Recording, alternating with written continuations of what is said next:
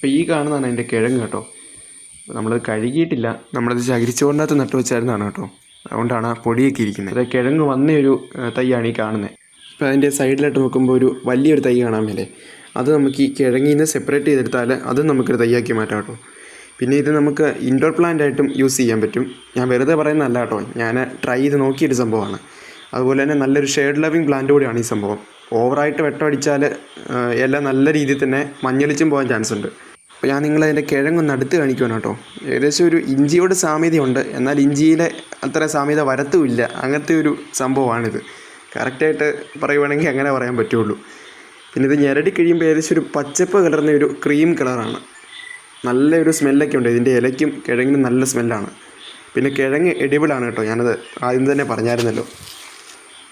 അപ്പോൾ വീഡിയോയുടെ തുടക്കത്തിൽ ഞാനൊരു കാര്യം പറയാൻ വിട്ടുപോയി. നമ്മുടെ ചാനൽ നിങ്ങൾ ആദ്യമായിട്ടാണ് കാണുന്നതെങ്കിലോ ഒന്ന് സബ്സ്ക്രൈബ് ചെയ്ത് നമ്മളെ ഒന്ന് സപ്പോർട്ട് ചെയ്യണേ.